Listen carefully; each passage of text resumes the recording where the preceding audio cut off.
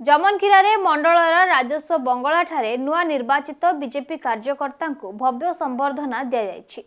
पूर्वतन मंडल सभापति आमेघ पाणिग्राही सभापतित्व में अनुष्ठित कार्यक्रम में नुआ मंडल सभापति भाव निर्वाचित होइथिबा विजय नायक और मंडल जिला प्रतिनिधि सुनील मुदुली पुष्पगुच्छ और फूलमाला दे भव्य संबर्धना दि जायथिला। सेहीपरि कार्यक्रम में नुआ निर्वाचित गुंडुरचुआ मंडल सभापति मनोज माझी को संबर्धित करा जायथिला। आयोजित संबर्धना उत्सव में जिला कार्यकारिणी सभ्य रमेश साहू और श्रीकांत पटेल, जिला संपादक विभूति कल्याण पटेल, पूर्वतन मंडल सभापति वरिष्ठ बीजेपी नेता गोकुलानंद दानी प्रमुख मंचासीन रही।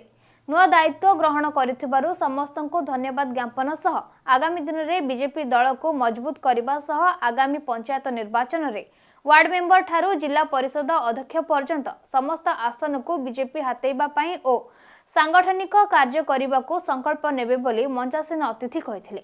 सेहीपरि विकसित भारत सहित विकसित ओडिशा लक्ष्य रखी आगामी 2047 मसीहा पर्यंत किबळी भारतीय जनता पार्टी सरकार रहिबो सेथिपई समस्त नवनिर्वाचित कर्मी को तृणमूल स्तर में गाँ लोकों सहित मिसी विभिन्न मौलिक समस्यार त्वरित समाधान पर उद्यम करने को हेबो बोली कहा जायथिला। कार्यक्रम में जमनकिरा मंडल अधीन 10टी पंचायतर निर्वाचित सरपंच समिति सभ्य मानक सह अनेक बीजेपी कर्मी उपस्थित रहिथिले। आज आमर भारतीय जनता पार्टी आमर जमनकिरा मंडल सभापति दायित्व देइछन।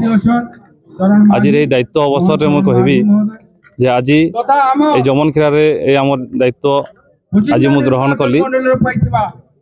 दायित्व नेला परे गोटे कथा कहबी जे भारतीय जनता पार्टी जे कि आज आमर भारत वर्षर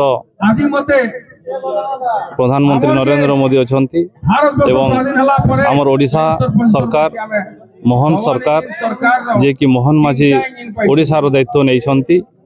से अवसर रे आज आमर मुख्य दायित्व अछि जे आमर मंडल रो जो नुआन 10टा पंचायत को लेकिन जो नुआन अच्छी जो नुआन रे 10टी पंचायत अच्छी प्रत्येक पंचायत रो बूथ स्तर को आमे मजबूत करिवु। प्रत्येक बूथ स्तर को जाइकरी संगठन मजबूत करिवु एवं मो बूथ मजबूत कार्यक्रम रहिबो एवं प्रत्येक बूथ रे हमर जो गाँ गुडा को लेके बूथ गठित हेछि से गाँ रो मुख्य समस्या जहाँ अच्छी से समस्या उपर आज भारतीय जनता पार्टी काम करिवो। मोर दायित्व रहिबो आमर मंडल रो ता संगे संगे आम सरकार को योजना जहाँ अच्छी आमर रास्ता कथा कहतु पानी समस्या कथा कहतु एवं राशन व्यवस्था कहतु भत्ता व्यवस्था कहतु एवं जहाँ जहाँ भी समस्या अच्छी आमर सरकार को योजना देखी आम से समस्या समाधान करिवु एवं आमर मंडल को